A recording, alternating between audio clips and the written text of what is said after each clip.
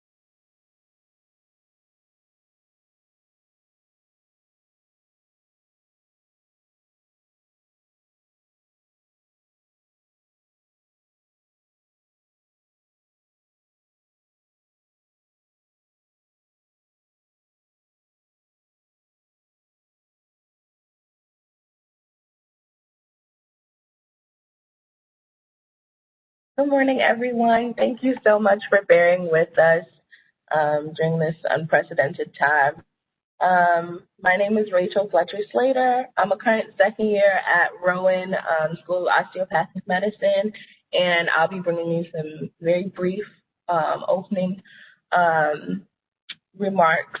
So I would just like to thank you all for coming out to support the conference, especially in our currently socially distanced climate. We really appreciate your attendance and your dedication to this necessary work. I don't want to speak for too long because we have a fantastic program planned for us. And so to begin the conference, we'll have some brief opening remarks by our distinguished Dean Tom Cavalieri, if we're able to get him online. Well, good morning, everybody. I am Tom Cavalieri, the Dean of Rowan University School of Osteopathic Medicine, and I'm pleased to welcome you to this year's Racism in Medicine Conference. Having some technical difficulties, so I'm joining you by audio, not video, but that's the world we live in today. Welcome. We are so proud to host this year's conference, which features many of our RowanSOM faculty, staff, alumni, and students. The tragic incidents of racism, inequality, and injustice that we have witnessed during recent years has shocked us all and the soul of our nation. This year, we battled the stressors of a national health pandemic with COVID-19 and at the same time, the pandemic of racism. Indeed, racism exists in all aspects of our society, and the medical profession is by no means immune from its damaging effects. As physicians, as future physicians, healthcare providers, we must stand together to call out and address all forms of racism. Changes will not happen overnight, but together we can do our part to combat racism on our campuses and in our communities, and this can have a far-reaching impact. Today, we take the time to have important discussions that are so crucial to our students, alumni, and faculty, and we do it with the expectation for a better future. Hope will give us the strength we need to make a difference to weed out racism in the medical profession. Change will come from our collective capacity to respond constructively, creatively, and courageously. Here at RowanSOM, we are committed to our mission of creating clinically skillful, compassionate, culturally competent physicians from diverse backgrounds. We embrace all individuals in the diverse communities we serve and are committed to enhancing their health, knowledge, overall well-being, and create opportunities. I know that all of the schools and organizations represented at today's conference share in these goals and their commitment to the important work ahead to heal and to grow. We're looking forward to informative conversation and information sharing from our experts to work toward creating salient and realistic solutions to racial disparities in treatment, health outcomes, and access. It is our hope that all of you will be able to express your thoughts in a safe and welcoming environment and to leave with a greater understanding of the many ways racism manifests itself in our profession, the impact of racism for our marginalized communities, and the actions that we can all take to do better. I would be remiss if I did not take the time to extend our thanks to the many who are responsible for making today's conference a reality. Our Racism in Medicine Conference Planning Committee, who is comprised of our talented student leaders representing many campus clubs. All of our speakers and panelists who have taken the time to join us today and to share your expertise. And of course, our generous sponsors, including many medical schools from throughout the tri-state area for their continued financial support. Again, we are thrilled to have you join us, albeit virtually, for the 2020 Racism in Medicine Conference. My very best wishes to you all for a very successful conference, and to our great medical students in your future career who will make the change that needs to be made to create a welcoming, just, equitable society and a better world for the future. Thank you all for inviting me to make some remarks. Thank you so much, Dean Cavalieri, for those very, very wonderful opening remarks. We really appreciate your dedication to bringing us those that speech, despite the difficulties. And now I'd like you all to welcome me in joining our keynote speaker, Dr. Millicent Chanel. She's a graduate of the Philadelphia College of Osteopathic Medicine, and after completing her residencies in family medicine and neuromusculoskeletal medicine / osteopathic manipulative medicine, she joined the faculty of Rowan University School of Osteopathic Medicine in the departments of osteopathic manipulative medicine and family medicine. Dr. Chanel has made numerous scholarly contributions to osteopathic medicine. Most notably, she co-authored the book, The 5-Minute Osteopathic Manipulative Medicine Consult. She's a graduate of the Heswig Van American Executive Leadership in Academic Medicine, program at Drexel University College of Medicine and the Colston Institute at Midwestern University. She has served as a member of the ACGME Osteopathic Principles Committee and the NBOME Board of Directors. Dr. Chanel is actively involved in the American Academy of Osteopathy, currently serving on its Board of Trustees. Currently, Dr. Chanel is a professor in the Department of OMM and the Assistant Dean for Curriculum at Rowan University School of Osteopathic Medicine, and we are very lucky to have her here this morning. So thank you, or I'll now pass it over to Dr. Chanel.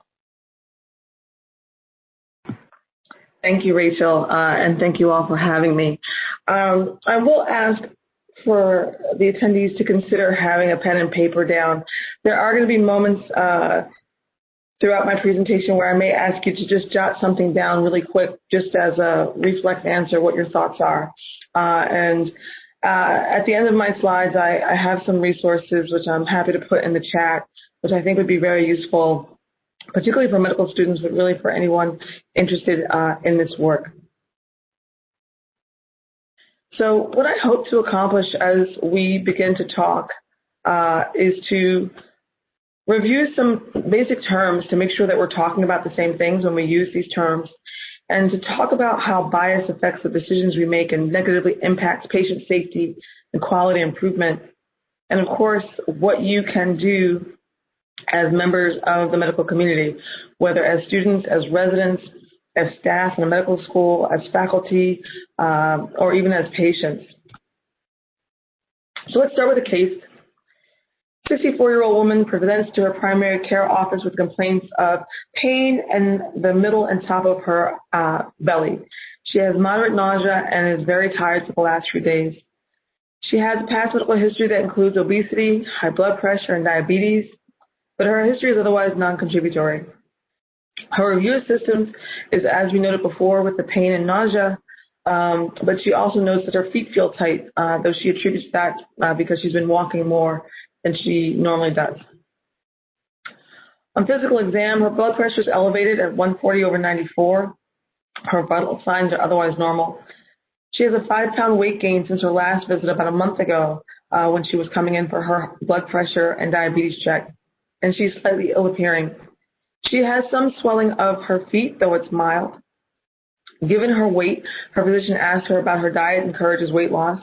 And they know that they're going to look at her blood pressure and continue to monitor to see if they need to adjust her meds at her next visit. Her diagnosis at that visit is mild gastritis with plans for supportive care, which includes increasing fluids, decreasing oily or heavy foods, and focusing on a bland diet while her stomach upset calms down. So She continues to feel unwell, and her spouse brings her to the emergency room the next week with fatigue, leg swelling, shortness of breath. On physical exam, her blood pressure is even higher at 160/98, and her heart rate is 100 beats per minute, which is fast, and her pulse ox is 90% on room air. She's diagnosed and admitted for heart failure. I apologize, the picture popped up too soon, but I'll ask you a couple of questions. Before that picture popped up, who did you envision her doctor was? Did you envision the doctor as male or female? Did you envision the doctor as white, black, Asian? Because I didn't give you any of the information. What race did you envision the patient as? Did you envision the patient as cisgendered or transgendered? I didn't give you any of that information. Was the patient's spouse male or female? Implicit bias says that we have questions and we will fill in those questions. Our mind reflexively answers those questions for us. That is part of what the concept of implicit bias is. We have questions, I'm telling a story, I'm giving you information, there's some gaps that my mind is processing. I have to fill in those gaps, and I will fill them in. We are making assumptions very rapidly, painting a picture for ourselves in our mind without asking questions and without any further information. That is what bias is, and those things affect care. And we're going to be talking about how those reflexive moments where we fill in the gaps without asking questions, and we fill in the gaps based on our history, based on our experiences, based on what we've been exposed to as individuals over the course of our lifetime, what we've been exposed to socially in our upbringing, in our communities, as well as in our medical school and graduate training, changes the answers that we insert into those spaces. When we talk about race, race is, on the surface, separating people into groups based on physical traits that assume some common ancestry. But we need to be more specific. In medicine, when we talk about race, we use it often as if it's a substitute and equivalent to ancestry, ethnic background, or genetic or biological makeup. We use race as an insert for those things, and it is none of those things. In truth, there's more genetic variation within races. In truth, this is just a social construct. It is a meaningful social construct because people act on their perception of what race someone belongs to, and so it has meaning. However, from a medical standpoint, it doesn't have any true meaning biologically, but we use it as if it does. And again, we start to make assumptions based on the concept that this has some genetic meaning that should apply to patient care in its significance. And so I really want to hammer that point home, that race doesn't mean anything genetically, but we use it as if it means something. What race is, since it's not our biology, it's not our genetics, it's not our ethnic background, it's not our country of origin, it doesn't tell us anything. What is race? Well, race was actually a construct that we attribute to 17th century Britain. And it was used and created, it was a concept that was created to justify the conquering of Africa, to justify morally genocide and slavery. And that same concept was carried over into the Americas in the colonization of North America, again, to justify the genocide of Native American people and to justify the enslavement of Africans. Everything that utilized the concept of race created the policies and institutions that utilized those policies and those interactions with those groups and created an inherited system of discrimination that we still function in today. When we talk about gender versus sex versus gender identity, gender and sex are related, but they're different, and they're different from gender identity. Again, the concept of gender is, again, a social construct. And this is a changing of our definitions as we apply these terms. And language changes over time. There's often resistance as we change words to say that something is being corrupted, but language in any language is an evolution. Our vocabularies change. The word gay in my mother's generation simply meant happy, and it has a completely different connotation today than it did for my mother. So sex refers to the differences in our biology and our physiology, and it refers to chromosomes, hormones, reproductive organs for males, females, and intersex persons. Gender says that when we look at that physiology, that we attribute certain traits to those groups, to men and women, about what our expectations are about their behaviors and their roles within society. But it is, again, a social construct. And as such, it changes from culture to culture. Gender identity says, how does an individual person feel that they are experiencing gender, and what do they identify most with? So there are three different things. And again, assumptions about any of those things, inserting our ideas about what those things mean, can change how we interact with our patients and how we care for them. Gender, again, which talks about roles, is hierarchical, and we value one gender or different genders over others. But an individual can be part of different genders. They can also be part of different ethnicity groups, different socioeconomic classes. They can have disabilities. They can experience ageism. They can experience discrimination based on sexual orientation. The concept that these different marginalized identities interact and create something wholly different is the concept of intersectionality. It is to say that the sum is different from the parts, and that we have to acknowledge and interact with those amalgamations in a different way. The concept of intersectionality was first put forward by Kimberly Crenshaw, who was a lawyer who was arguing a case in the court of discrimination for a group of Black women in a place of employment. And in her argument, the employer had Black males in those roles, had white women in those roles, but had excluded Black women. And she argued that being a Black woman is not identical to being Black as a Black male. It is not identical to being a woman as a white female would experience it. It is its own thing.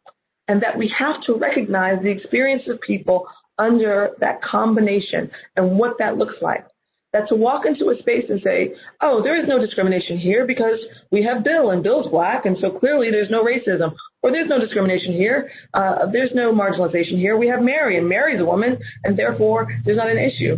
And that Kimberly must be having another problem entirely because she's saying it's because she's a Black woman, and we've already identified and said that these things aren't a problem in this space.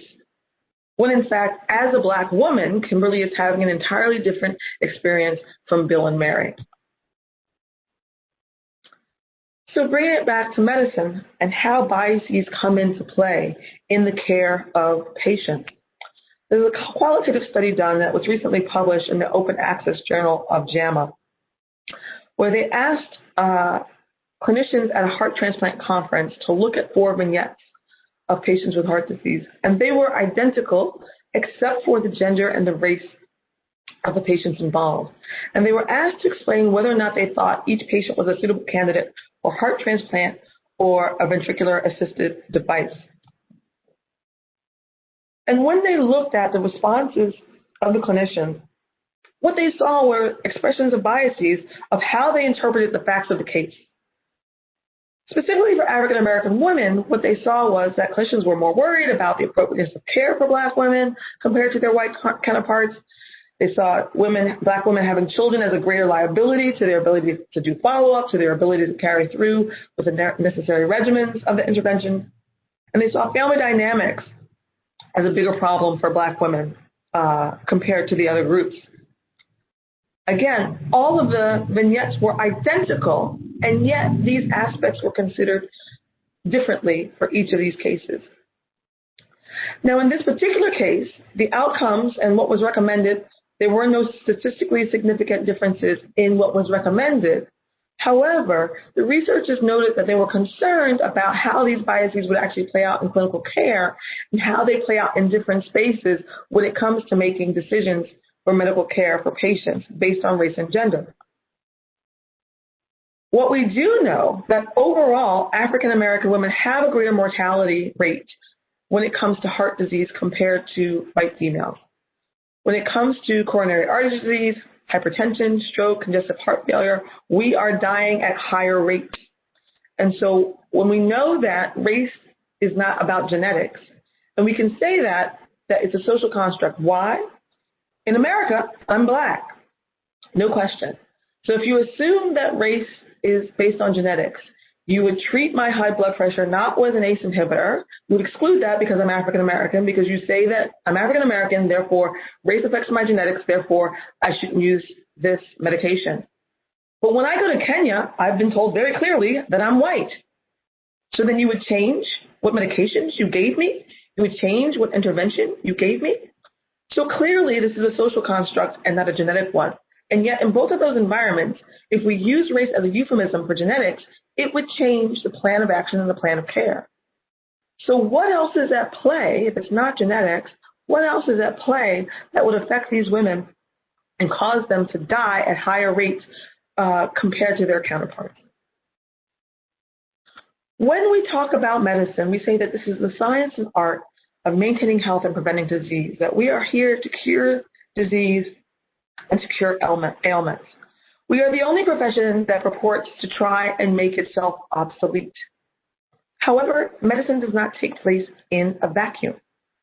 We deliver care in systems. We deliver care in buildings, in hospitals, in outpatient offices, in long-term care facilities, nursing homes. We deliver them in urgent care centers and surgical centers. We come to people's homes and deliver care.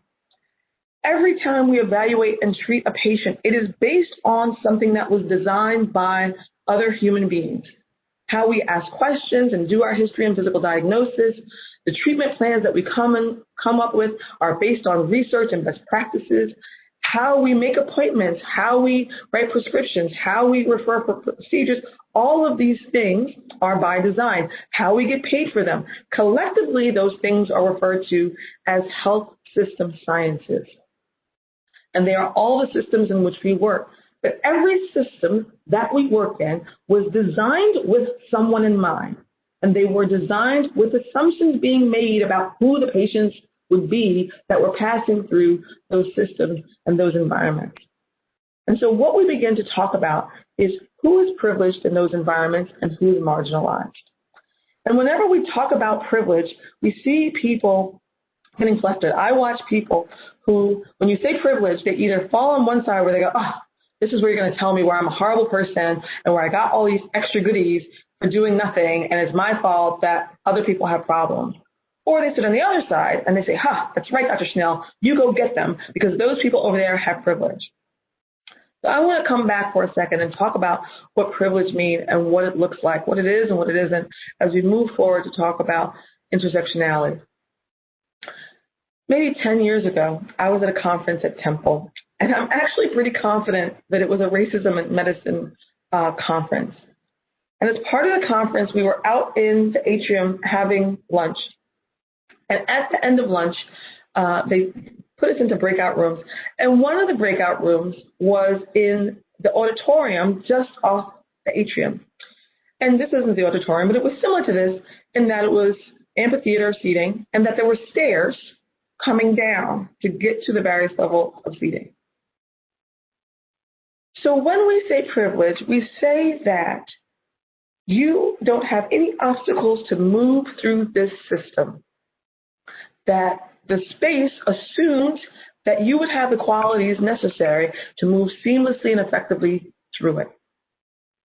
In this particular instance, at a conference, we were moved from the atrium and asked to all come into the auditorium to the front to sit and have our next session. The space assumed that we were all able-bodied, that no one was in a wheelchair, that no one had hand braces or devices, had a scooter, had a walker. The space assumed that everyone was stable enough to traverse these steps. The space assumed that you could move quickly enough to do this and be able to come down into the space. The timing of the lunch, of the conference itself beyond the space, assumed that you could move very quickly from the atrium to the amphitheater to get and move into seats and be able to move through those rows and sit down. if I had been in a wheelchair, if I had needed an elevator.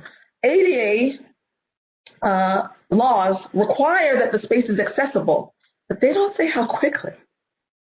So having worked and been with people who are in wheelchairs, it can take you 10 to 20 minutes extra to, one, ask somebody where the elevators are.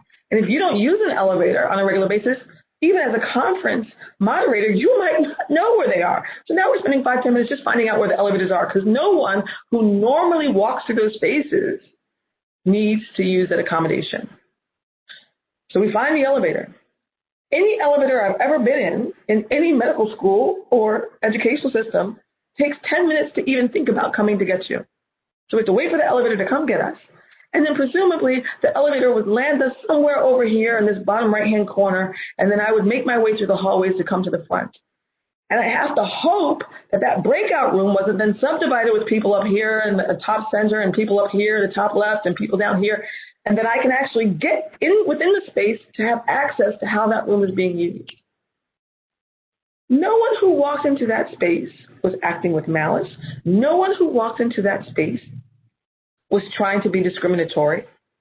However, everyone who walked into that space walked with privilege, because the space was physically designed and assumed that we were able-bodied. The space and the conference assumed that we could move seamlessly through it and made no accommodation for those who might not be able to. And here's a fun question. Were there any conference attendees, potential attendees, who perhaps didn't attend because they knew what the spaces looked like, and they didn't want to make a spectacle of themselves, and they didn't want to have to go through the extra labor and obstacles of having to navigate those spaces? That is what privilege looks like. Privilege is saying that something is simply not an obstacle for you, that you don't have to think about your physicality. You don't have to think about your race. You don't have to think about your gender, your orientation. You don't have to think about transportation. You don't have to think about these things, but the system is already expecting that you need these things and is providing it for you. That is what it means to be privileged, which means all of us live in privilege in some spaces. So that when we talk about healthcare disparities, when we're saying that we're talking about health disparities, it means that one group has a higher burden of illness, disability, or experiencing disease and mortality at a higher rate than another group. Healthcare disparities says that you have a different level of access, a different utilization of care, or the quality of care that you have. That can't be explained away with your actual healthcare needs, with your actual preferences and priorities as a patient, what best practices say, but they are often closely linked to economic and social barriers and what your environment looks like. And we refer to these as social determinants of health. And again, oftentimes when we talk about social determinants of health, we talk about them as if they are separate and distinct from race. And we kind of recognize if there's some overlap, as if we don't know how that happens. There's some overlap between race and social determinants of health. But if we assume that racism exists, and racism has to exist if we use the concept of race, because as we've already established, race was designed to create a hierarchy of discrimination. So our continued use of it continues to perpetuate those things forward. And by the way, I just want to insert, I am not suggesting the colorblind model of don't discuss race anymore. And in fact, the argument can be made, and is often made, that not using the labels of race should be the last thing to go. The first thing to go should be the structures themselves, not what we're calling it. Ignoring that it exists doesn't make it go away. But as we look at these social determinants of health, like economic stability and employment, like your neighborhood and physical environment, which includes housing and transportation, like your educational level and access to food and healthy choices, like your support system, in each of these things, we can look at explicit federal and state and community laws and policies that were based on race, that created a hierarchy where people had better access to better employment, better access to housing, better access to loans and mortgages, better access to better schools, and all of these things were segregated, and the laws that forced groups into different places and different levels of access. So how then can we separate entirely and treat as separate the concept of race and social determinants of health.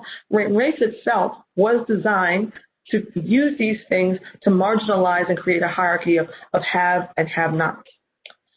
And because of the historical and legal ramifications of that, one of the things that has been put forward is to not only call them social determinants of health, but to call them political determinants of health, because they are in fact political. And this concept was put forward by Daniel Dawes, who's a lawyer at Morehouse School of Medicine, and to say that we cannot extract these things, that they are merged inextricably by history and by the history of laws in our country. My mother lived through Jim Crow.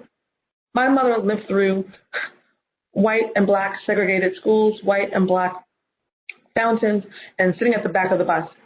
So if her education, if her access to mortgages and money, where she could live and her employment has all been limited legally and explicitly, where does that put me as a child of a person who lives through that? So now we have inherited generational discrimination. And it doesn't just vanish in a moment because someone changed a law on paper. It doesn't vanish when people then begin to say, we are in a post-racial society and these things don't exist. And I think we would all agree that we've seen now more than ever in the last several years how much it still very much exists and plays a role in our society. And those concepts of discrimination, those concepts of bias don't stop at the door because you enter a medical environment. So we look at case number 2. 35-year-old female who presents with her first pregnancy at 38 weeks of pregnancy and is admitted to the hospital for emergency C-section after the baby's heart rate is dropping. 24 hours after the C-section, she becomes short of breath and is coughing continuously and forcefully. She tells her nurses, and she thinks her nurses think that she's being delirious from her medication. The patient has a history of a PE and thinks she's having another one. She demands a CT and heparin from her doctors based on her previous experience. Her physician orders a less conclusive study with ultrasound Doppler, which is negative. She again demands a CT. The CT shows she has a PE.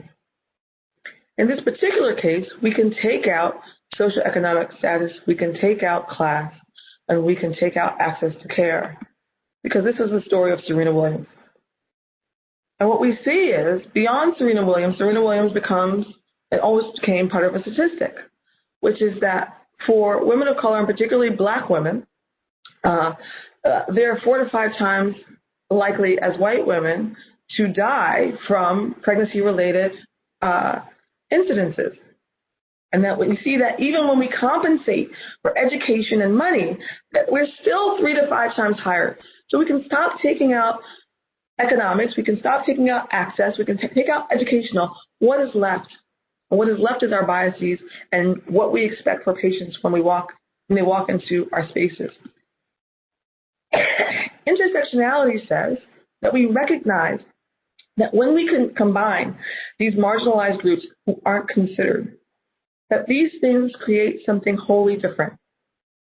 Intersectionality and the concept of privilege is not about a collection of victimhoods or saying, I have more marginalized groups under my belt, and therefore I am more of a victim than you are, and I have to get some special something more than you do, and I get to blame you for something else. It simply aspires to create equity. So in the concept of the example I gave earlier of entering that auditorium, equality says we can both get into the space, right? But one of us has to go down the hall and add extra time and go around into the back service entrance to get to an elevator and end our lunch earlier and not continue to have the fluid conversations, networking, et cetera, that takes place as I move from the atrium into the auditorium. I have to extract myself in order to navigate. They're equal, I can get to the same space, but they're not equitable. And it's just recognizing that if we refuse to see those differences for politically correct reasons, and quite frankly, for our own sense of well-being, that no one wants to feel that they got something that they didn't deserve. No one wants to feel that they're cheating or that they're somehow hurting others actively, that they have malice. If we refuse to see them for our own ego's sake and for convenience, then it changes the solutions that we're able to come up with, and it changes the care of patients. When we have biases, when we create systems, we create them with someone in mind. Whatever that process, that space, that physical space is, as well as the processes, the policies, and the procedures, all of those are embedded with biases. And when we interact with patients, we do so with our own biases. And when we have questions, we reflexively, as you did earlier, you reflexively filled in holes. When patients walk in, you fill in holes immediately about what they can and can't understand. You fill in holes immediately about what their insurances are without ever asking. You fill in questions immediately about how they are experiencing their disease. You have questions. In any story, you have questions. You come up with answers, but the answers that you come up with are based on your own biases. You are making assumptions, and now instead of asking questions, you allow your assumptions and your biases to occupy the space where facts should be inserted, and facts can only be ascertained by asking questions. And then you make medical decisions, you determine care, and patient outcomes are based on these interactions, and that is the sequence of events. When we talk about intersectionality, it's about asking more questions and looking at our patients and recognizing that we have to make fewer assumptions, even when we recognize the discrimination that takes place of those individual parts separately. So what can you do? As you move through these things, ask questions. When you see or you are experiencing or seeing moments of inequality, ask questions, speak up, and advocate. In the environment that you're occupying as a student, in a school, as a student on clerkship, in an office, in the hospital, you can say, who's in charge of making sure these things are equitable? And that can be your Office of Diversity and Equity and Inclusion. That can be human resources. In a hospital setting in particular, that can be patient safety and quality improvement. That can be your compliance office. That can be your ethics committee. Do you know who the organizations are and the offices that are in charge of advocating for in the spaces that you occupy? In residency, that might, for yourself, be a program director. It might be the DIO, and the DIO is in charge of all the different residencies within an institution. It might be your DEI office again. It might be human resources. It might be ACGME. And looking to say, what are the policies? Do we know the policies? Do we have policies? Sometimes we don't even have policies to address these things, to say what the standard of care should be. And sometimes we have to invoke external organizations to put the pressure on our institutions to act correctly. And then you have to be willing to do the work, to be a part of some of these organizations, to be in the room to help affect policy, and to do your research, not as just as a gut feeling of what does Millicent think, what does Bob or Bill or Mary or Tyrone or Pooja think, but what do I know to be best practices in the research as I insert myself to help change policy. You have to learn more about health systems, and I know I'm out of time, but I'm going to steal a little bit more time because, I got started late. You have to learn about health systems. We teach this in our medical school, and more medical students are learning about it. But I don't really think students appreciate the gravity and the weight of what it is to understand health systems, to understand how health insurance works, who has health insurance. I can be working 60 hours a week, but if I'm doing so by working 3 different jobs that are only part-time, I might not have health insurance. And so is that fair? Is that equitable? Versus someone who's college educated, who has a full-time job, whose job offers insurance. What does it mean to not have a car? To move from my house to downtown to see my mom, she's 20 minutes away, by car. She is easily an hour away by public transportation. If you want to test this, try and go from your home to your school. Try and go from your home to your grocery store. Do it by car and do it by public transportation. And then what does it mean for patients who have to get to a hospital, who have to get to an office based on public transportation? My mother was recently hospitalized. I drove, and she lived downtown. I literally could choose from most of the hospital systems. Drexel, Temple, Jefferson, Penn were very close to her, and I had a car.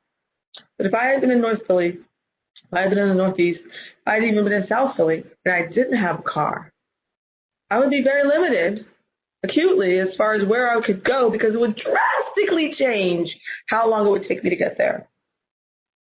When we talk about what needs to change for what you're seeing, is it how we train medical students? Do we teach our students to ask about sexual orientation and gender identity and surgeries and things along those lines? That was not so when I was in medical school, which was not quite so long ago.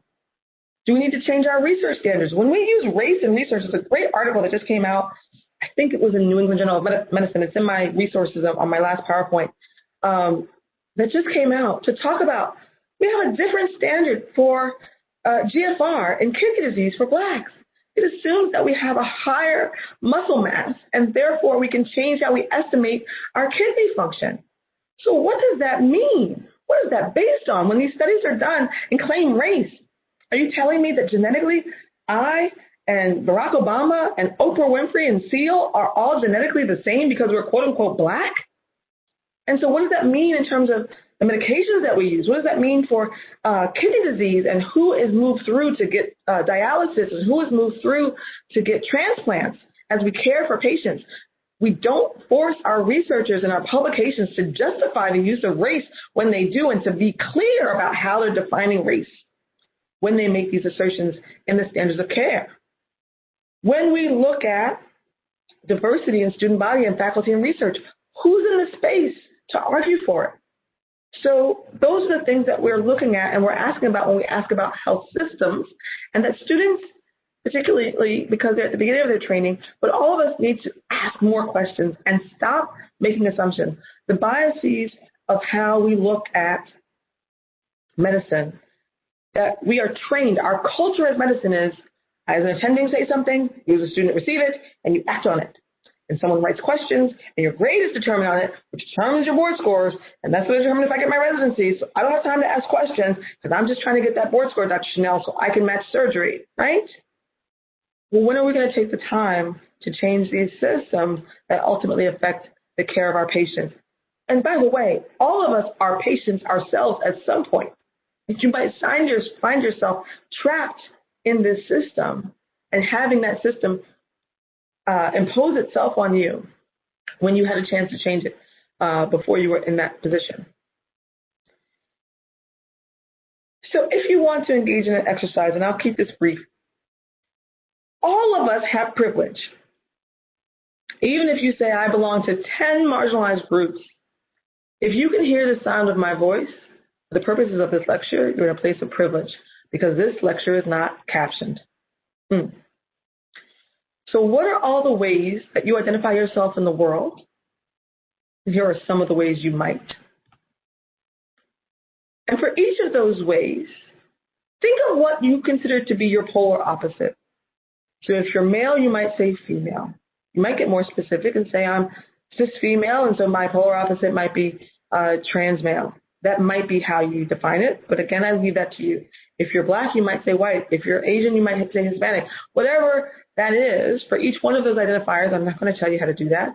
But again, you have something in mind. You have bias in play. You have something telling you reflexively. Don't try to argue with it and debate it. What is your reflex? Because your reflex is your bias. And that's where you get to start to unearth and make visible the unseen. And the unseen is at work and has a hand in how we interact and move through the world. Now imagine that in a medical emergency, how would each one of those identifiers, would you consider that a help or a harm to you? If you're a Black male, being male might get your heart disease and your symptoms taken more seriously. Even the way you present is seen as the standard and typical, even though you don't make up even 50% of the population. So that you're at the center as a male, though you may be at the margins as an African American or as a Black person. And for that person opposite of you, that for your identifiers, how would they experience each of those things differently? The fact that they would experience them differently speaks to our systems and speaks to the built-in structural biases of those systems. If you want to be a part of the solution, You have to recognize that biases are like weeds in our minds. They are overrunning the good things that we are trying to cultivate. But it is not a one and done thing. You have to constantly tend to the weeds of your mind, to the biases that insert themselves and affect how you interact with each other as students. And just because you're Asian and Indian American doesn't mean that you don't have biases. When you think of who the smartest students are, if you see a Black student, do you have and assume that they're here because of affirmative action or not as qualified? They're both people of color. Well, what are your biases about what it is to be a Black American? And that could also be true if you're born on the African continent. If you're Ghanaian or Nigerian, what are your assumptions about Black American? If you're a Black American, what are your assumptions about Latino people? That they don't speak English, that they're illegal immigrants. What are your assumptions there? That they're happening reflexively based on the television you watch, based on the movies you interact with, based on the music that you listen to. And we are constantly having to tend to these weeds. And we have to hold ourselves accountable to our biases that will run rampant and overrun our minds if they're left unchecked with how we interact with one another, with how we interact with patients. So I'll leave you with this. It's a quote from a German Protestant pastor who lived in Nazi Germany, who first supported the Nazis because he thought the concepts sort of made sense to him, and then later on saw what it was really turning into. And he said, first they came for the Jews, but I did nothing because I'm not a Jew. Then they came for the socialists, but I did nothing because I'm not a socialist. Then they came for the Catholics, but I did nothing because I'm not Catholic. And finally they came for me, but by then there was no one left to help me. We are all one body. We are one people in humanity, and we have to protect one another, because if not, who will protect us? If you want to be a change agent, you have to reflect on your own privilege and stop cringing and running from the concept and running into victimhood or not claiming or acknowledging the historical things that still play out today. We are not in a post-racial society, and people of different racial groups are in racial groups because of discrimination. Race is not ancestry. It is not ethnicity. It is not genetics. Gender is a social construct, and what are your biases around them? We are making assumptions instead of asking questions. So be more nosy when you talk to your classmates, when you talk to your faculty, when you talk to patients, when you talk to yourself. Question everything. Examine it and decide what gets to stay and what needs to go. And when people talk about their experiences, even when they're different from yours, and you say, but as an Indian American, I have this experience, and so what is she talking about? As an Indian American woman, I have this experience, and so what is this person who's a trans Indian American woman saying? It's different from my experience, and so therefore it is not valid. That you have to reject your own fragility around the concept of privilege and educate yourself on policies and systems.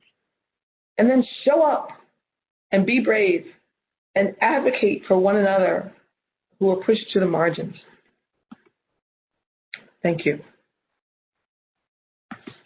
So I'll leave you with the end point of my slides, and for some reason it's not advancing to my references, which I'll ask the moderators to put into the chats, because the AMA has a series of videos on prioritizing equality in medicine. There's some great articles that are just coming out in JAMA and New England Journal of Medicine. There's some great resources that talk about these things that I think in your downtime, you should really avail yourselves of and really move forward in how you move into these things. And I thank you for your time. Thank you so much for having me. Thank you so much, Dr. Chanel, for those amazing remarks. Yeah, I'm just currently speechless. But I am here to direct all of our wonderful participants to our next two sessions.